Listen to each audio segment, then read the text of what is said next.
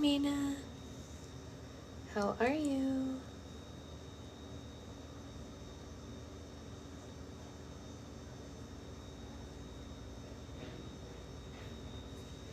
How's it going? Shh, shh, shh. No, stay asleep, stay asleep, stay asleep. Shh, shh, shh. Shh, shh. It is not a new sling, it's a backup sling. Our rainbow wrap is hanging dry because it had to get washed yesterday, and I hang dry them, and so it takes a little while because it's thick, and this is a backup. Yeah, it's nice. It's a nice soft one. It's kind of t-shirt material-ish. It's nice. It's a good backup, you know. It's bigger than the other one, for sure. Yeah, it is pretty. It's a different brand. But it's got a much longer tail than the other one.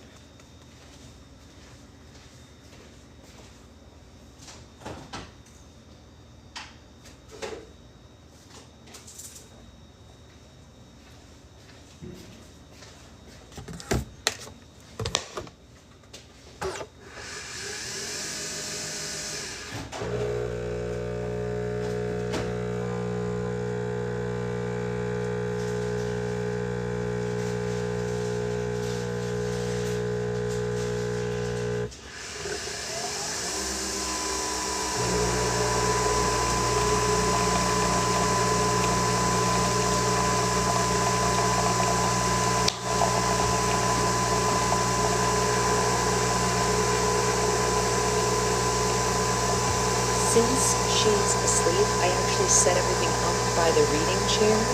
If she stays asleep, maybe I'll get to sit down. Oh, kitty snuggles. Maybe I'll get to sit down for a book club today. Who knows? But in anticipation of that happening, I set up the reading area in hopes, because she's been asleep for almost 20 minutes already, so I feel like she's out. But what do I know? Good morning, Susan. Good morning, everybody who joined while I had stepped away to get the milk. Good morning. Try to open this. There we go. Yeah, here we go. Shh, shh, shh. No. Stay asleep, stay asleep, stay asleep.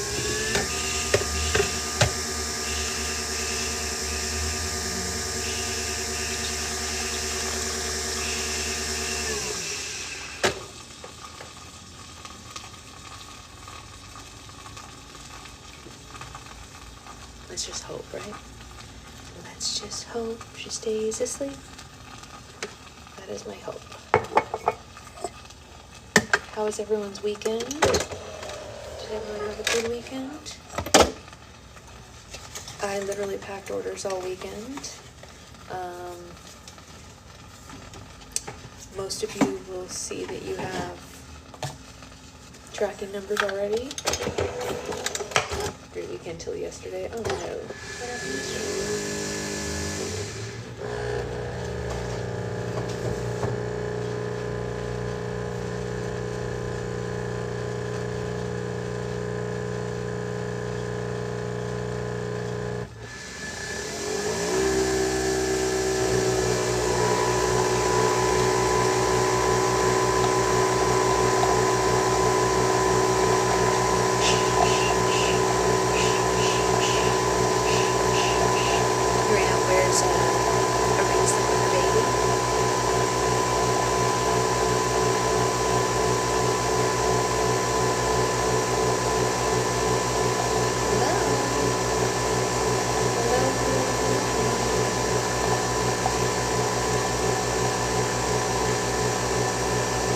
Did you just start the live? Yeah, I'm just making coffee and then we're gonna read, which brings me to, I should probably add the book to the live. Give me a second.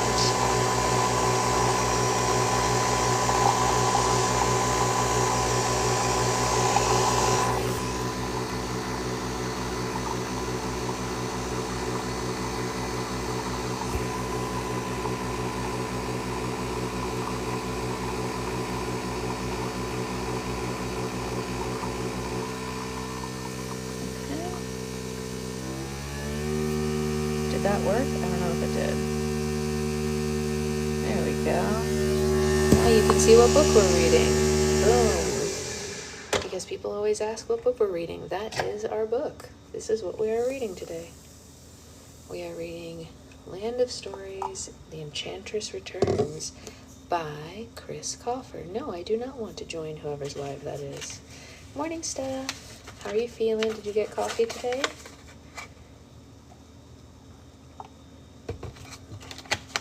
I hope so. Hey, Brittany. The Enchantress Returns. Yes. That is what we are reading today. 'Tis true. Hello, hello. She is asleep, blessedly. Hey, Naisa. I feel like I haven't seen you in a few days. How are you? Are you okay? I hope you are. I'm gonna go put the milk away, but you tell me.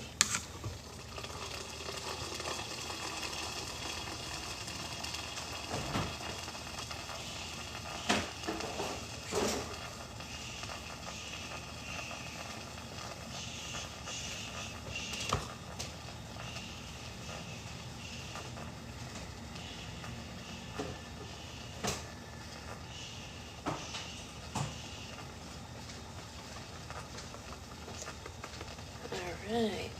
You're good. Oh, good. I'm glad to hear that. I'm glad to hear it. I really need this coffee.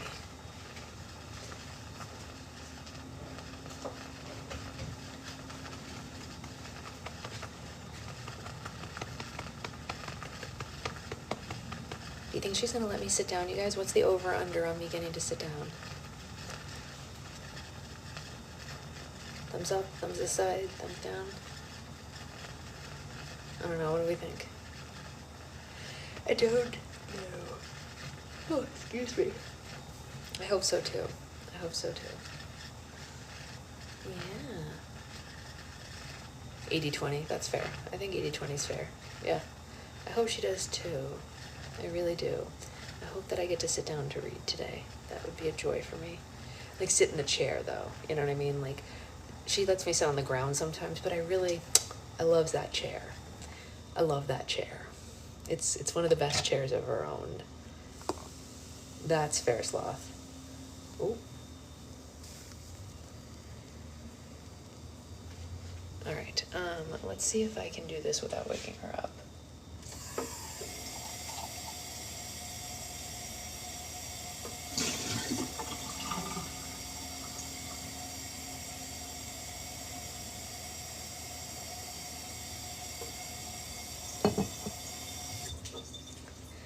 Okay, we got through the water without her waking up, which is a great sign. Because usually, if she's going to wake up from something, she wakes up from the water when I wash the frother. So I'm not mad about that. Let's just go over here. Yes, this is my backup ring sling because the rainbow wrap needed to be washed and it is hanging dry. And because it is, it's 100% cotton and it's a little bit thicker, it takes about a day to hang dry. All she wants to do today is sleep. Is that what you're saying? I'm gonna put the coffee down real quick and then I'm gonna put you guys on the tripod. Let's see if she lets me sit. Here we go, here we go, here we go. And I'm sitting. Okay. Sleeping nurse. Oh, that's sweet. No, nothing happened to it, but she did have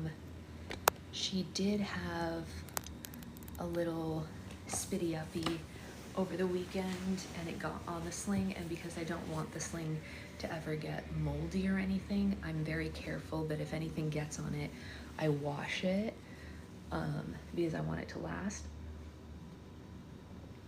So I'm very careful with it, which I think is fine, right? That's why we have backups. Okay. All right, we're sitting. We're in the chair. We're rocking. We've got the book. Let's read before it's too late. What do you think my hair's doing? Do you think I get it to not do whatever that was? Yes, multiple backups, it's true. But not all of them work for like morning sleepy time because not all of them are so cozy, you know? Hubby's not home, so I get to play with noisy slime. Yes. All right, so we got part of the way through, so we finished the prologue, and then we got part of the way through chapter 1. And in case anyone wasn't here, what I'm going to tell you is Alex is on a train, and she's been taking the train to the local community college every week to take classes. But of course, she's dreaming about the land of stories, and she started to have nightmares, if you will, about her grandmother. And then in the nightmare, she and her brother are running through a forest, and they get to her house, and they knock on the door, and she sees them, but she won't let them in. And that's the nightmare that she keeps having. And that's where we had to stop before, but we will continue now. Oh, and they were asking their mom, it's a flashback to the day that they got back, and I'm actually going to go back a couple of paragraphs just to like give us, it's grandma and mom telling them about their dad and what they knew about the land of stories. Well, I eventually saw him again at the hospital, Charlotte said. He looked so frail and dirty, like he'd been to war and back. He looked at me and he said, "You have no idea what I went through to get to you." And so we were married a month later and became parents to you a year after that. So to answer your question, no, it wasn't hard to accept that your dad was from another world because somehow I had known it all along, Mother said. Alex reached into her bag and she pulled out the journal that their father had kept while he was collecting the wishing spell items, the same journal that they had followed while collecting those items themselves. Here, Mom, Alex said. Now you can know exactly how much Dad loved you. Charlotte looked down at the journal, almost afraid to take it. She flipped it open and her eyes watered as she saw her late husband's handwriting. Oh, thank you, sweetheart, she said. Just to let you know, Connor said, me and Alex did all the same stuff, so we're pretty great ourselves. Just keep that in mind if you ever feel inspired to, I don't know, maybe give us an allowance in the future. Charlotte playfully glared at her son. They knew that she couldn't afford to give them an allowance. Since their dad had died, she'd had a hard time supporting the family as it was and paying off the debt from his funeral. But that got Alex thinking. With all the connections their family had in the fairy tale world, why exactly had their lives been so tough over the last year? Mom, Alex said, why have we been struggling so much all this time when Grandma could have just, waved her wand and made everything better for us? Connor looked up at his mother thinking the same question, but their grandmother went quiet because it wasn't her place to say. Because your father didn't want that, Charlotte said. Your father loved this world so much. It's where we met, it's where we had you two, and it's where we wanted to raise you. He had come from a world of kings and queens and magic, a world of entitlement and undeserved luxury that he thought ruined people's character. He wanted you guys to grow up in a place that you could get anything you wanted if you worked hard enough for it, and although there have been times a little magic would have gone a long way, I have tried to respect that. All right. I'm going to pause for a second. I think it's a little different. I mean, he died. You know what I mean? She doesn't have to do everything. Okay, I understand that's what he wanted, but it didn't work out. Maybe we don't have to suffer. I don't know. Alex and Connor looked at each other. Maybe their dad was right. Could they have managed what they'd done in the last few weeks if they hadn't been raised that way? Could they have collected all the wishing spell items or stood up to the evil queen if they hadn't been taught how to believe in themselves? So, what happens now? Connor asked. What do you mean, Connor? Grandma said. Well, clearly our lives are going to be totally different now. I mean, right? He said with a twinkle in his eye. I mean, after 2 weeks of barely surviving encounters with trolls, wolves, goblins, witches, and evil queens, we can't be expected to, go to school again. Right? I mean, we're too mentally distraught. Right, Alex? Charlotte and Grandma looked at each other and burst out laughing. Okay, so I'm guessing that means we still have to go to school then? Connor asked with a twinkle in his eye, fading away. Nice try, Charlotte said. Every family has its issues, but that doesn't mean you get to drop out of school because of it. Thank goodness, Alex said with a sigh. I was afraid that he was onto something for a minute. And Grandma looked up at the clock. It's almost sunrise, she said. We've been up all night talking. I better get going now. Well, when will we see you again? Alex asked. When can we go back to the land of stories? Alex had wanted to ask that question since the moment they left, but Grandma looked down at her feet and thought for a moment before responding. You've had an awfully big adventure, even by grown-up standards, Grandma said. Right now you need to focus on being 12 years old in this world. Be kind and be kids while you still can. But I'll take you back one day, children. I promise. That wasn't the answer she wanted, but Alex nodded just the same. There was one more question that she had been meaning to ask all night. Hey, Grandma, will you ever teach us magic? Alex asked with wide eyes. I mean, since Connor and I are part fairy, it would be nice to know a thing or two. I completely forgot about that, Connor said, slapping an open palm to his forehead. Please leave me out of this. I don't want to be a fairy, and I cannot stress that enough. Grandma went silent, and she looked at Charlotte, who only shrugged. I'm going to move the tripod because I can't really see what you guys are saying. I know, her little hand is hilarious, right? It's so cute. I need to move the tripod because I can't see y'all's questions, and it's making me read poorly because I can't, I have to like keep stopping to see what you guys are saying because it's not in a position where I can read easily. Sorry, I know it's wobbly right now. It's because I'm trying to fix it with one hand. Is this her emotional support neck, in case you were curious?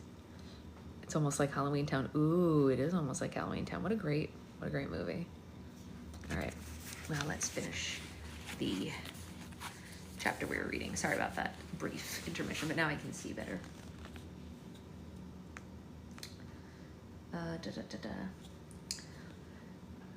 Grandma went silent, and she looked to Charlotte, who only shrugged. Oh, when the time is right, sweetheart, I would love nothing more than to teach you magic, Grandma said. But right now the Fairy Council and I are working some things out, things that are pretty time-consuming, but that you don't need to worry yourselves about. As soon as we move past it, I would love to teach you magic. Grandma hugged her grandchildren and kissed the tops of their heads. I think it might be best if I take this with me, though, Grandma said, referring to the Land of Stories book. We don't want history repeating itself. And she headed toward the front door, but just as she reached for the doorknob, she stopped and looked back at them. Oh, I forgot.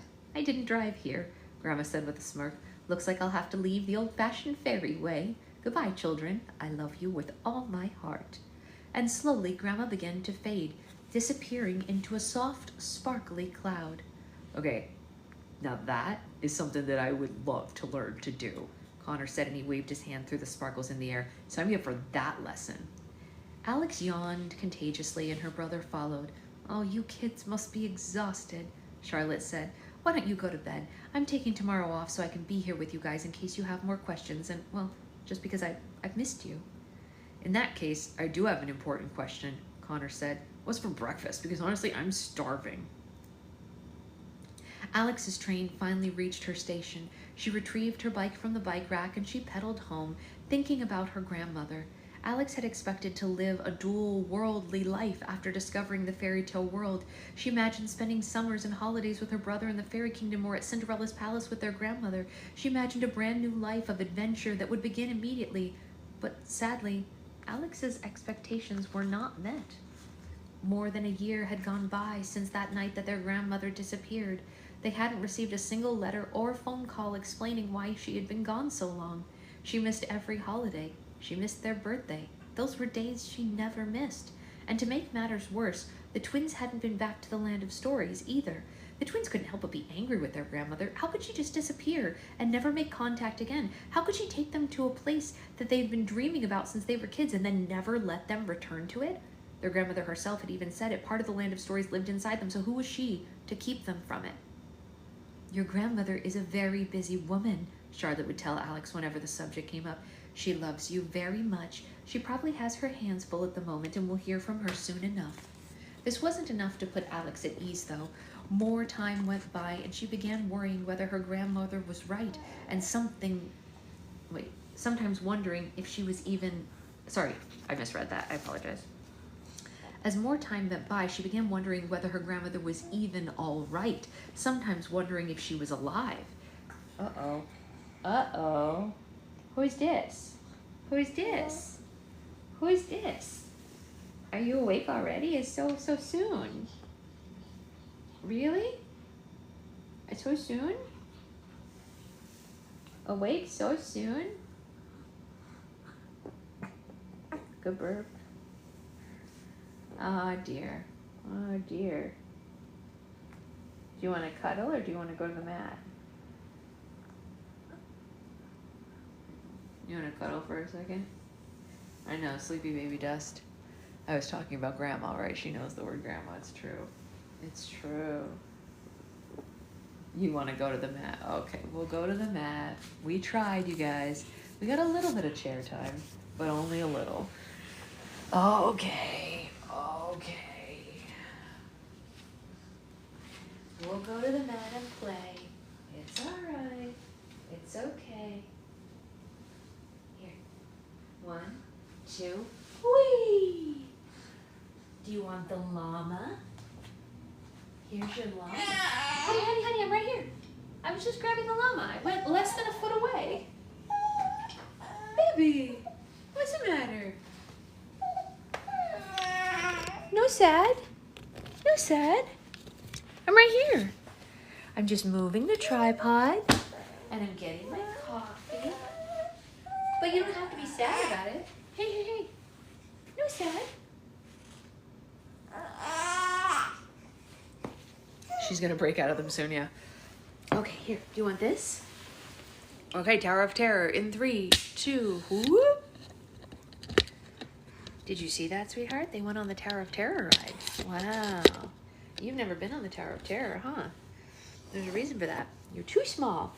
Too small.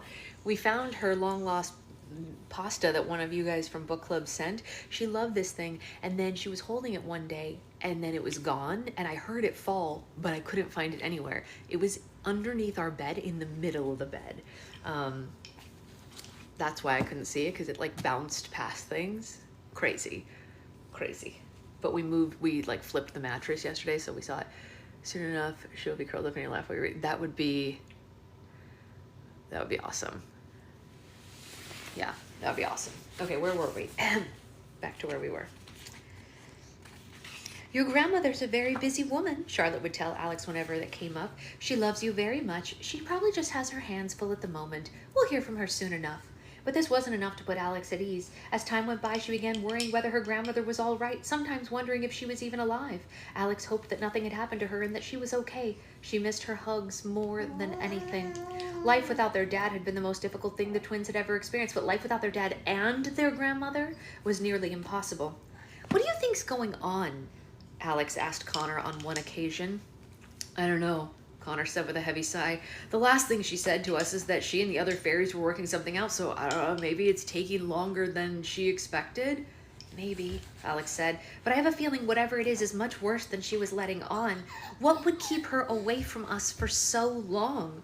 Connor just shrugged. I don't know, I don't think Grandma would ever intentionally avoid us or exclude us from anything, he said. I'm just worried about her, Alex said. Hey, Alex, Connor said with a raised eyebrow. The woman, she's magic, and she's lived for hundreds of years. What's there to worry about? Alex sighed. No, I suppose you're right. She just better have a really great excuse next time we see her. Unfortunately, next time didn't seem like it was going to happen anytime soon. It was unsurprising that the situation had started to affect her dreams, but more than that, Alex was depressed. Ever since she returned from the Land of Stories, she felt like a part of her was missing. The magical dimension had filled the emptiness. Yeah, you're excused. The magical dimension had filled the emptiness that she felt after losing her dad, but the emptiness grew every day since she couldn't go back. The weekly trips to the college were always a major trigger for feeling this way. College was a place that represented the future. And even though Alex was a few years away from actually going to college, she didn't like planning any future that didn't involve the Land of Stories. How could she live that life when she had proof that she was not normal? Alex fantasized about moving to the Land of Stories one day. Could her grandma teach her enough magic for Alex to officially become a fairy? Could Alex become a member of the Fairy Council, or better yet, maybe the Happily Ever After Assembly? Alex tried doing magic on her own, but of course it never worked. The only time she'd done anything magical was when she accidentally set off her grandmother's storybook and transported herself and Connor to the Land of Stories. But since it was her grandmother's book, she wondered if she was ever capable of doing anything on her own. Sometimes when Alex was feeling particularly desperate, she would go into the school library, find a random fairy tale treasure, and she would hold it against her chest and think about how much she wanted to see the fairy tale world, just like she did the night of her 12th birthday. But it never did anything except attract unwanted attention from other students. Why is she hugging a book? a popular girl said to the snooty pack on one occasion. Maybe she's taking it to homecoming with her, another girl said, and they all laughed at Alex's expense. Alex was tempted to yell, hey, my grandmother is Cinderella's fairy godmother, and as soon as she teaches me magic, I'm going to turn you into the lip gloss you wear too much of. But she kept those thoughts to herself. As Alex rode her bike the rest of the way home from the train station, she closed her eyes for a minute and pretended that she was riding along Thumbelina Stream in the fairy kingdom. A herd of unicorns was to her left, and a hovering flock of fairies was to her right. She was meeting her grandmother for a magic lesson on how to transform rags into a beautiful ball gown. It's paradise, she thought to herself. Alex opened her eyes a second before crashing into a set of trash cans. Thankfully, the only witness now was a garden gnome across the street, but even he seemed to judge her. She got up and brushed herself off, deciding to walk her bike the rest of the way home. It had been a brutal reality check. The Baileys still lived in the same rental home with a flat roof and a few windows, but things were looking up for them. Their mother had finally caught up on a lot of their financial troubles and wasn't working nearly as much as she used to. However, something else had been occupying Charlotte Bailey's time recently, and it wasn't nursing. Alex parked her bike on the porch, and the front door flew open just as Alex was about to walk through it. Connor was on the other side. He seemed upset and very concerned about something. What's your problem? Alex asked. Sorry, I thought you were Mom, Connor said. Do you need her for something? Alex asked. No, Connor said. Mom's just usually home by 6 o'clock every night. It's 6 o'clock right now, Alex said, looking at him like he was a crazy person. It's 6:15, Alex, Connor said, raising his eyebrows. So? Well, where is she, then? Do you see her? Is there a car parked in the driveway? Connor asked. Maybe there's traffic, Alex said.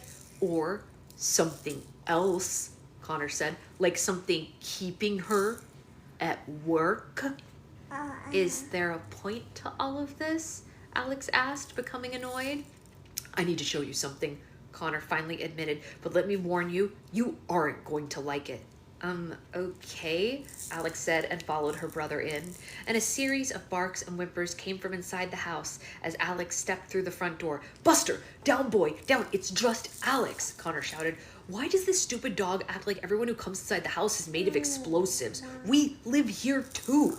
Are you going to tell me what's going on, Connor? Alex asked, running out of patience. I'll show you. It's in the kitchen, he said. There's been a development.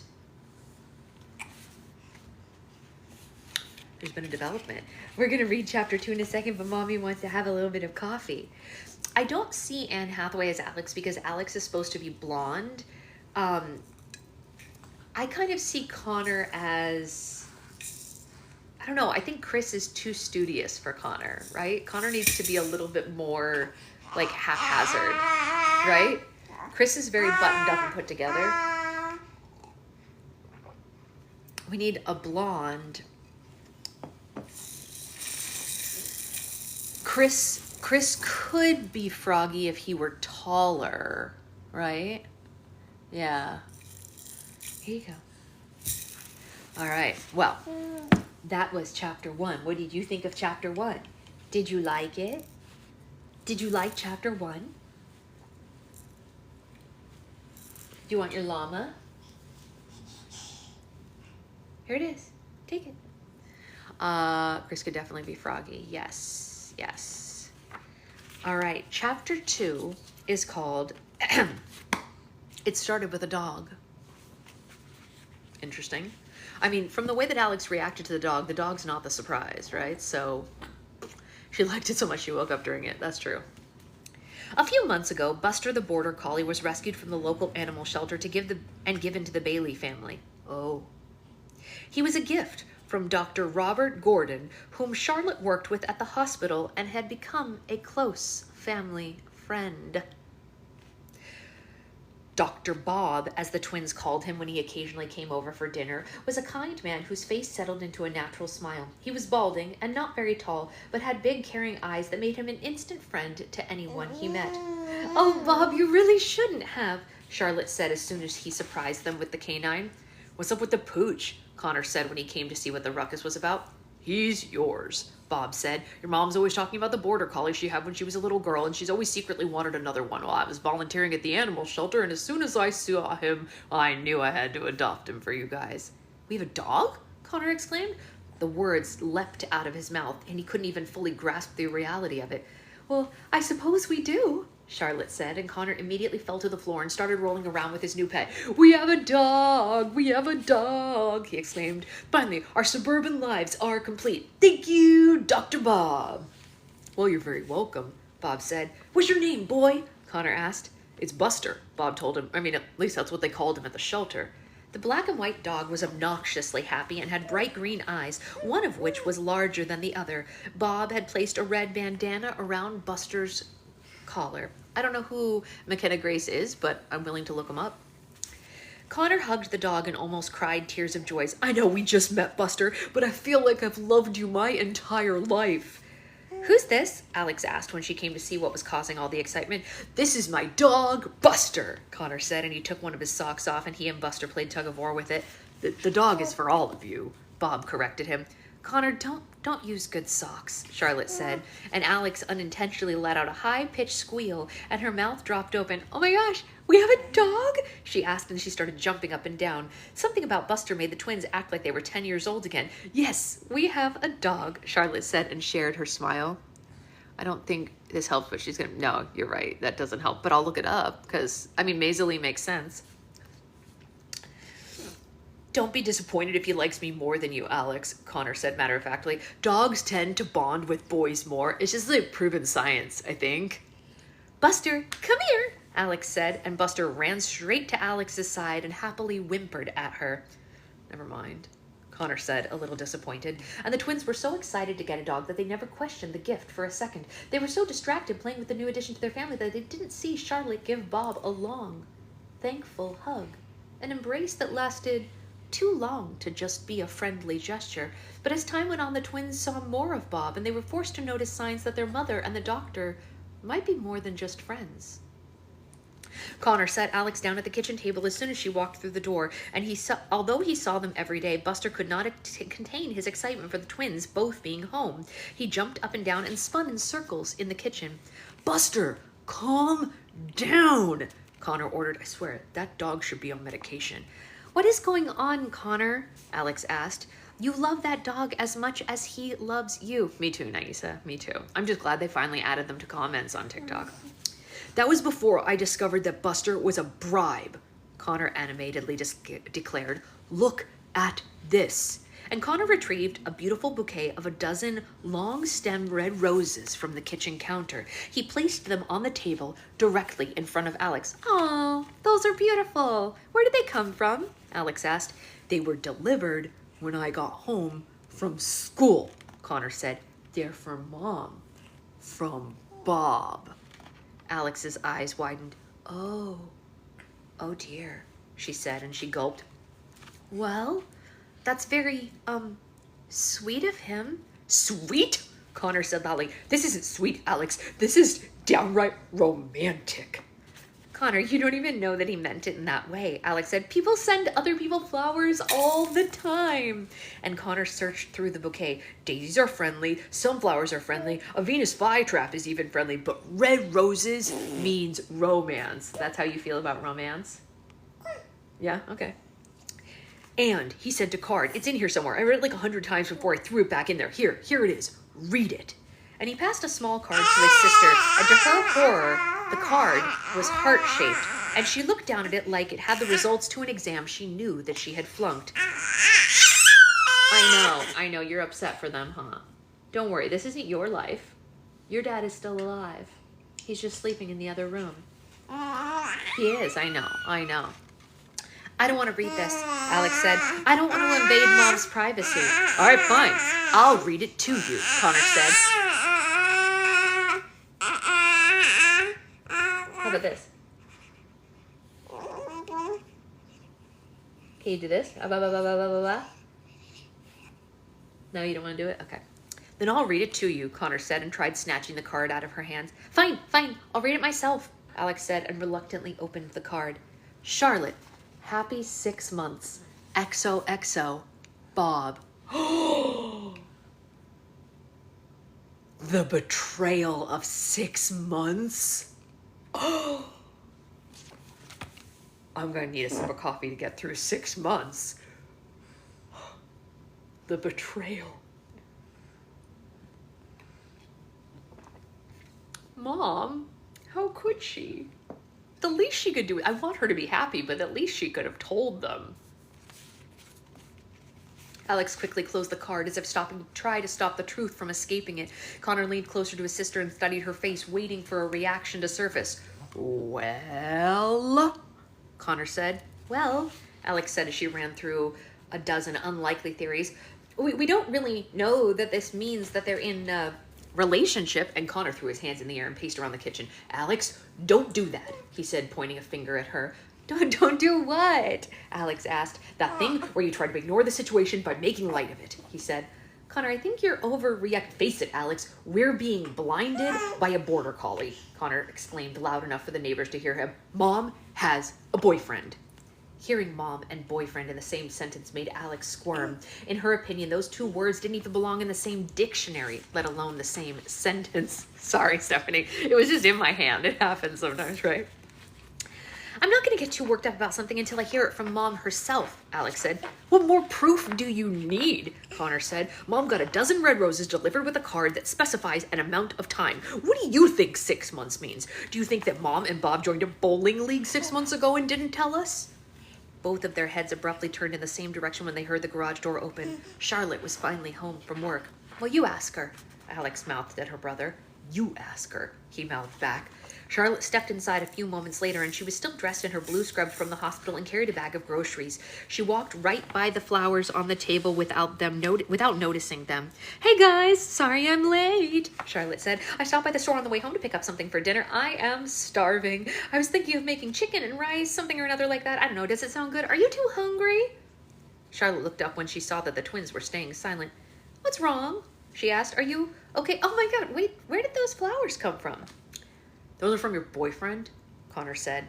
And in the 13 years of being her children, Alex and Connor could count on one hand how many times they had seen their mother become speechless. This was one of those times. Oh, Charlotte looked like a deer in the headlights.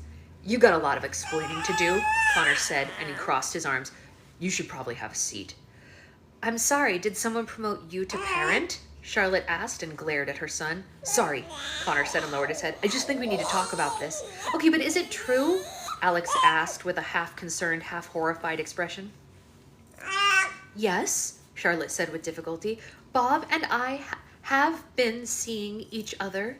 Connor slid into the seat next to his sister and Alex's forehead hit the table. I was going to tell you, Charlotte said. I was just waiting. Let me guess. You were waiting until we were older, Connor asked. If only I had a nickel for every time we heard that. Alex, watch out. We may be 2/3 of a set of triplets, but we won't know about it until we're older. Charlotte closed her eyes tightly and let out a deep breath. Actually, I was just waiting until I could figure out how to tell you, she said softly. You guys have been so worried about not seeing your grandmother, I didn't want to add anything else to your plate. She took a seat and she let the news sink in for a moment. I know how hard this is to swallow, Charlotte said. Hard to swallow? We need an emotional Heimlich, Mom, Connor said. I actually think finding out that our grandmother is a fairy in another dimension was easier to process than this, Alex added. And Charlotte's eyes fell sadly to her hands. The twins didn't mean to make her feel bad, but they were feeling so many things that they were forgetting to be considerate to their mother. Bob and I have known each other for a very long time, Charlotte said. And when your dad died, he became a very good friend. He was one of the few people I could talk to about everything I was going through. Did you know that Bob's wife died just a year before your dad did? Both of the twins shook their head. Well, you could have talked to us, Connor said. No, I couldn't, Charlotte said. I needed another adult to confide in. You'll understand that one day when you have kids. Bob and I each knew what each other was going through. We talked every day at work and we became very close. And until recently, that friendship has just grown. The twins couldn't decide if what she was saying was helping or making everything worse. The more she explained, the more real it became. But what about Dad? Alex said. Yours and Dad's story was literally a fairy tale. Mom, he traveled from another world to be with you. Don't you still love him? The question was heartbreaking for all of them, but especially Charlotte. Your father was the love of my life and always will be, Charlotte said. And these years without him have been the hardest of my entire life. We were married for 12 years, and in that time we talked about a lot of things and a lot of possibilities, and I know for a fact that if I spent another year missing your father, he would be extremely disappointed in me. He would want me to move on as much as I would want him to move on if the roles were reversed. It was a promise that we made to one another. Charlotte went silent for a moment before continuing. The first year after he died, I thought that I would never be able to move on, she said. I thought a part of me died with him, and I would never be able to love anyone else ever again. But then Bob told me about him and his wife and how they had made the same promise to each other just before she passed away, and he felt the same way. And for some reason, just knowing someone else was in the same boat as me made everything feel so much better. The twins shared a hopeless glance, knowing that there was nothing they could do to ease their mother's heartache. I know that this is difficult for you two, Charlotte said. I'm not saying you need to be okay with it. You can feel however you want, and rightfully so. Just know that Bob makes me really happy, and it's been a long time since I felt this way. Connor successfully tried to keep the question that popped up in his mind to himself. Connor, what's your question? Charlotte asked and dabbed at the corners of her eyes with her sleeve. I don't have any questions, Connor said, and he shook his head unconvincingly. Yes, you do. Charlotte said, knowing her son better than he knew himself. You always purse your lips like that when you have something to ask. Connor immediately repositioned his mouth. It's okay, honey. You can ask anything, she said. No, it's really childish and lame, Connor warned. I guess it's something I always wondered about people who lose their husbands or wives, but like one day if we're all in heaven, I guess it's going to be a little awkward with both Bob and Dad there. Alex was about to let out a disapproving sigh, but she held it in. Even she had to admit this was a decent question, and although she had a horrible feeling about it, part of her felt like Mom was being unfaithful to her dad. A smile came to Charlotte's face, and she let out a soft laugh. Oh, honey, if there's ever a time or a place when we're all together again, I imagine we'd be all too happy to let things be that awkward. Alex and Connor looked at each other and knew what they were both thinking. The thought of their family being together again made them smile. Yeah. Hi, beautiful. Do you want this? You're doing great. You're doing so great. Charlotte placed her hands on the top of the table. Nothing any of us ever do will bring your dad back, she said, and nothing we do will ever push him further away. My grandma would be awkward with 4. Ooh, brutal, Amanda. He will always be with us in our hearts, no matter what. And I guess putting it that way makes me feel a little better, Connor said. Yeah, me too, Alex said. Well, I'm glad to hear it, Charlotte said and smiled at them. She got up from the table and grabbed her car keys. I don't feel like cooking anymore. Let's go get pizza instead.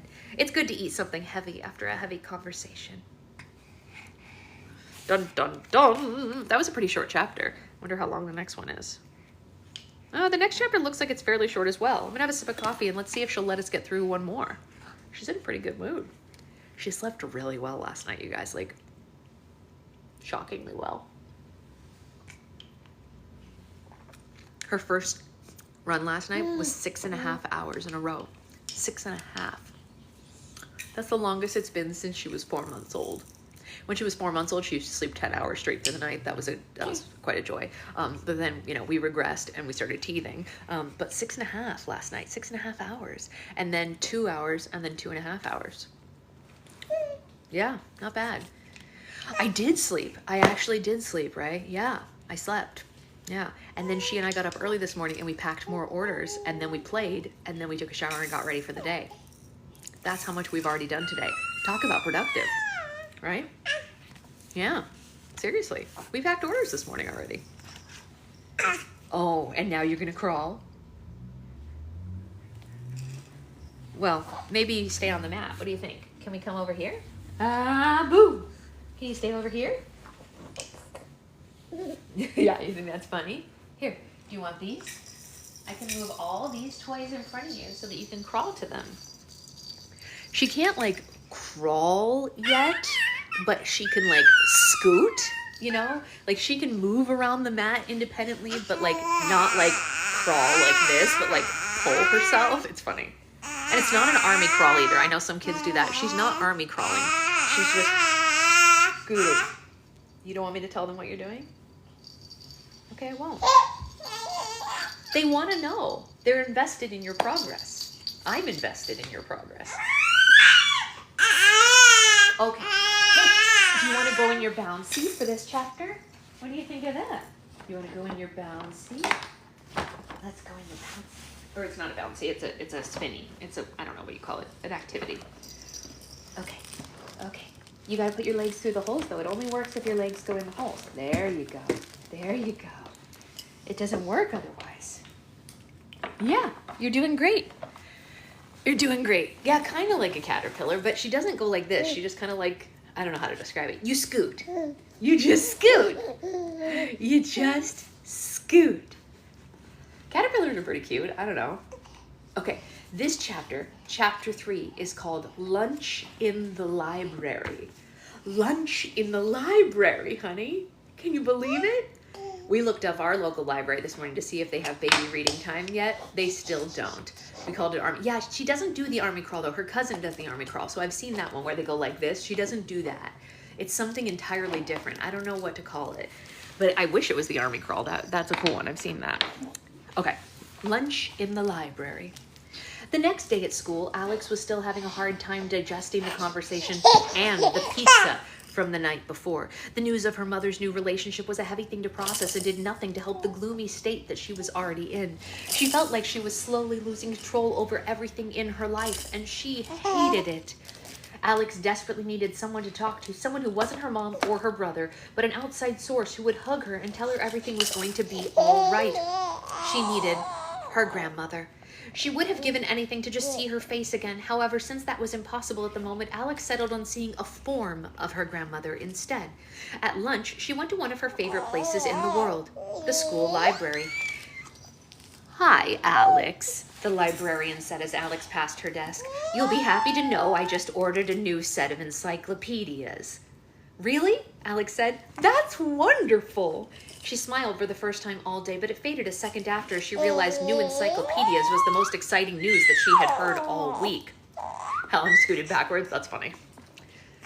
"Thank you for your enthusiasm," the librarian said. "Earlier today, I told another student I was getting new encyclopedias, and he asked me how long I'd be in the hospital for. Can you believe that? Well, times are definitely changing." "Yeah, they sure are," Alex said under her breath. And Alex went to the very last aisle of books where the children's literature was kept. Students weren't allowed to check these books out, as they were mostly used as reference for the English classes. From the top shelf, Alex pulled down an old book that was several hundred pages thick. It was exactly where she had left it on her last visit to the library.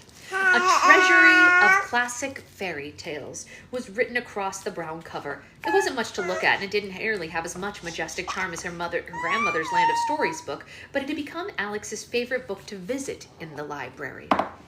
She looked around to make sure that no one was watching her. Besides the librarian who was at her computer, she had the entire library to herself. And Alex opened the book and flipped the pages. She skimmed through the illustrations of Sleeping Beauty and Snow White, of Rapunzel and Red Riding Hood, of Goldilocks and Jack and the Beanstalk. Surprisingly, they were accurate depictions of the people she had met a year ago in the fairy tale world. Alex finally found Cinderella and came across the picture she wanted to see most. An illustration of the fairy godmother. Alex couldn't help but chuckle under her breath every time she saw it. The artist's version of the fairy godmother couldn't have been further from what her grandmother looked like. In this book, she was a tall and voluptuous woman with big lips, wings, long blonde hair, and a large golden crown. However inaccurate it was technically was still her grandmother, and that was all Alex needed to see. "Hi, Grandma," Alex said quietly to the book. "You look great. I like your crown and your wings. It's funny how different you look in every book that I read. Are they just dramatic interpretations, or maybe your style has changed over the years?" The fairy godmother was just a young fairy living in the fairy tale world when she discovered there was another world. She was the first and only person in the history of both worlds capable of traveling between the two at will. She never understood why she was given such a gift, but the magic had always had a mind of its own. The world was a very dark place during her first visits. It was the beginning of the Middle Ages. War and plague were everywhere she looked. The fairy godmother told stories of her world to the children she met to brighten their spirits. The tales gave them hope and joy, and she decided to make her life's work spreading the history of their world in this one. The fairy godmother eventually enlisted other fairies, including Mother Goose and members of the fairy council, to travel with her and help her spread the stories, hence the name fairy tales, giving a bit of magic to this world that had very little magic of its own. Over time, the fairies recruited other people, such as the Brothers Grimm and Hans Christian Andersen, to help keep these stories alive. The two dimensions operated on different time schedules. The fairy tale world moved at a much slower pace compared to this other world. The fairies tried to visit the other world as much as possible, although only months would pass between visits in the fairy tale world, decades would pass in this other world.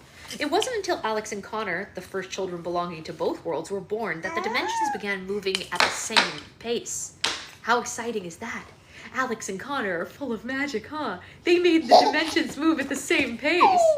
Is that cool? Yeah, it's pretty cool? Yeah, okay. We love Alex and Connor, huh? Yeah? Okay. Alex and Connor were the links that held the two worlds together, and Alex held the treasury of fairy tale classics in her hand. She could almost feel the power running through her veins. It was no wonder that they had loved fairy tales their whole lives. Alex wondered if her grandmother had devoted the last year solely to spreading fairy tales around the world, or had something bad happened in the fairy tale world. Hey, Grandma, I don't know what's going on, but I could really use you right now, Alex said to the book. Everything is changing. Everything is moving in directions that I don't like. This whole growing up thing is a lot harder than I ever thought it would be, and not getting to see you makes it completely unbearable. Alex took another look around the library to make sure she was still alone, and she hugged the book tightly as she could without damaging, and whispered to the top of its spine. Please let me come back to the land of stories, she said. Let me join you and the other fairies. If something's happened, let me help you. I know I can help you. Please just send me a sign and let me know that you're okay. And Alex held the book for a few more moments, hoping that maybe today would be the day that she'd be magically transported back to the world that she loved so much. But to her disappointment, she stayed in the library. Her whispers didn't entirely go unnoticed, though. If hugging that one doesn't work, try one of these, a voice said from nearby, and startled, Alex dropped the treasury. And down the aisle, seated on the floor with a few stacks of books piled around him, was Connor. Alex had completely missed him. You scared me, Alex said. She was embarrassed, not knowing what he had or hadn't heard her say to the inanimate object. You're lucky I know you, otherwise I probably would have reported you to the school psychologist, Connor said with a mocking but loving smirk. What are you doing here? Alex asked him, and she walked down the aisle closer to her brother and saw that the majority of books around him were also different storybooks and fairy tales. Same thing as you, apparently, Connor said, and then he snickered to himself, although I didn't just try to get to first base with any of them or anything like that. Very funny, Alex said, and took a seat next to him. Is this your first time ever being in a library? And Connor sighed and shrugged his shoulders. I've been in a bit of a funk today. I thought maybe if I came in here and flipped through a couple of these, I'd feel better, he explained. Well, did it work? Alex asked. I mean, for the most part, I'd say, Connor said. Why do you think that is, anyway? Well, Alex said, straightening her headband, I read in a zoology book once that certain species of birds and insects that live in trees will climb down and hide in the roots if they feel like their home is being threatened. Connor looked at her like she was speaking in tongues. And that's relevant to this topic. How? Because, Alex explained, our home is being threatened. Things are changing, so we're here in a library, reading old fairy tales. We're returning to our roots. Sure, Connor said, only half understanding her comparison. How can you remember that, but you don't even remember the names of singers that are on the radio? My point is, Alex continued, sometimes all we need to see are a few familiar faces and then we're comfortable again. Connor nodded. Yeah, I wouldn't say I saw any familiar faces, he said, and he searched through his pile of books and pulled a couple out to show her. In this, the Egyptian version of Cinderella, Grandma's a hawk, he told her excitedly. And in this one, Grandma's not even in it. Cinderella gets her gown and her shoes from a tree. Can you believe that? A tree gives her a new dress. Please, a complete stranger with a wand is definitely more believable than that.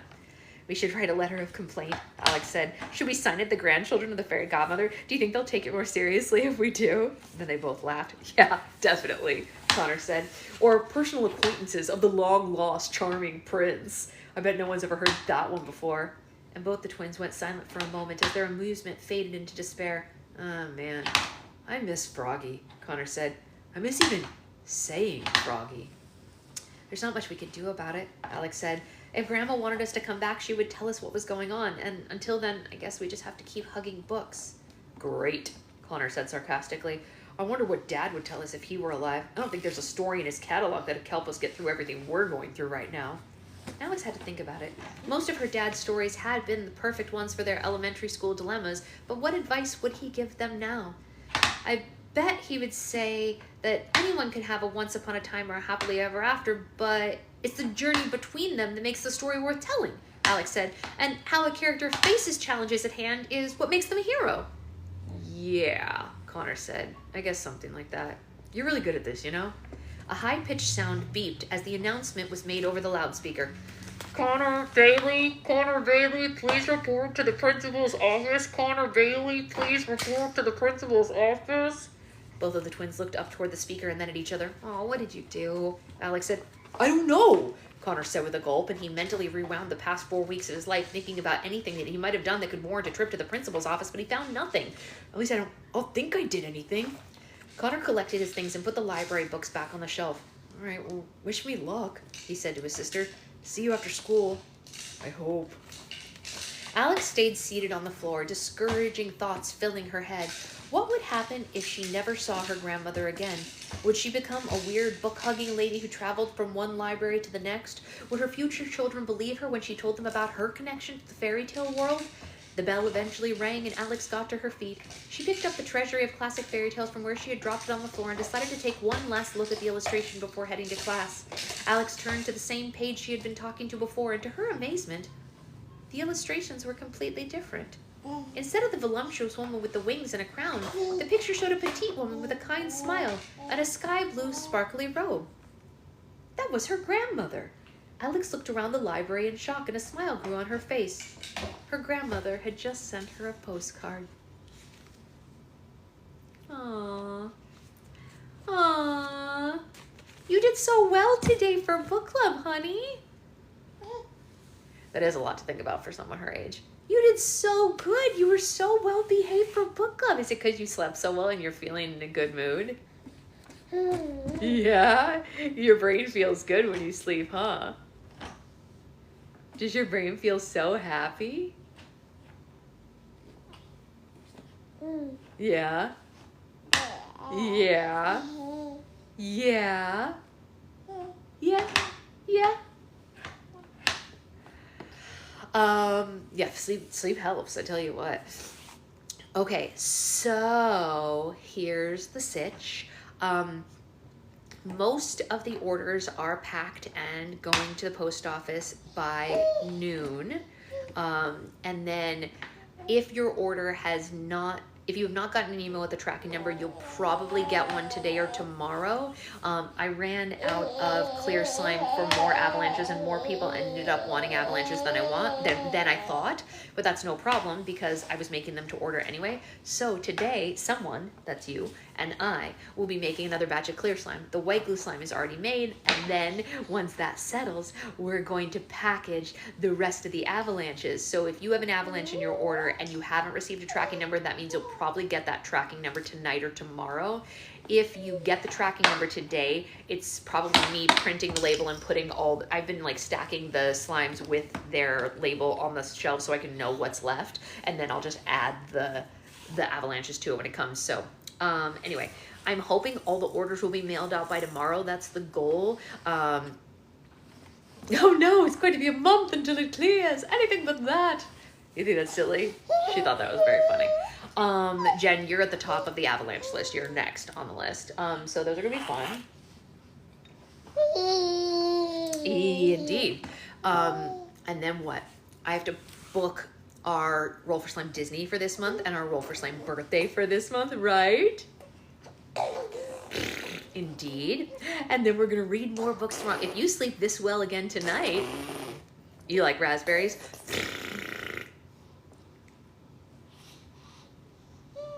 Yeah? You want to do it? Go ahead. You know how. That's fair, Brittany. That's totally fair. The supplies are also going out. We're making space for new stuff, right? We're making space for new things. Yes, we are. And that's pretty much the whole thing. A wee comedian in the making. I know, it's true. You guys don't even know. Sometimes she'll like laugh when we say something that's a joke, and I'm like, is she just understanding our cadence, or is she actually understanding the joke? Like, you can't tell, because I'll say something like a little ridiculous and she'll go, right? It's like, what are you laughing at? Are you just laughing at the way mommy says it? Yeah. Yeah, you think mommy makes silly voices? Okay, boom. Is that it? Do you want to tell them anything else before we go? You already napped this morning, which is nice. So, you know, maybe, do you want this? Maybe we'll just eat breakfast and we'll get to work. What do you think? Yeah? Yesterday, she had an amazing breakfast. She had the exact same breakfast as mommy. Eggs, avocado, an English muffin, and tomato. We shared breakfast. Very exciting breakfast. She loves tomatoes, you guys. She's totally my kid. Yeah. Yeah. Yeah, you like eggies, huh? Yeah. Okay, who knows what we'll have today? Okay, we'll go. Okay, she's definitely my kid. That's right. All right, well, I'll see you all later. If you are in Fantasy League, happy last day of the first week to you all. Cassie's definitely beating the pants off me. I don't know who I'm going to be up against next week, but I hope that I do better against them than I did against her, because she beat the pants off of me. Like, literally. Like, who's winning in the league right now? Are any of you guys who are in it winning? Because I'm not. Do cheerleaders get to be in the chat? Sure. I mean, yeah, but you can't. The problem is you wouldn't be able to see anything, like, because you won't see the scores. So I don't know if it's going to be any fun because you can't see. Yeah, me either, Ray. Obviously. Getting my ass. Yeah, me too. Next year, maybe only 14 teams. Yes. Next year, maybe we'll have 2 leagues next year. Maybe we'll have 2. Maybe we'll do 12 and 12 next year. You know what I mean? That's something to consider, because we had 24 people originally. We had to take a few people out. So maybe we do 12 and 12 next year. Yeah. Yeah. All right, that's what we'll do.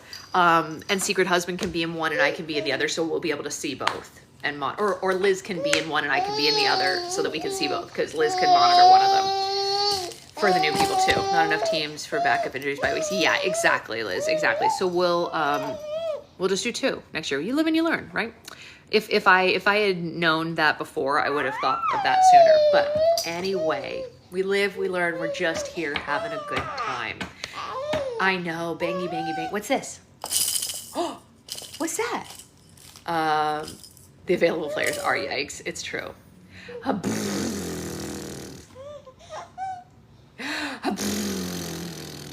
Maybe we'll have baby book club today, you guys, if I get enough orders packed. If I get the orders packed, we will have baby book club. Yeah, more than half the players are in the red already. I know. It's not great. It's not great for me either. All right. Well, I'll see you all later, and I hope you have a great day. We did so well today. Everyone is so proud of you. You did so well. Yeah. All right, bye, guys.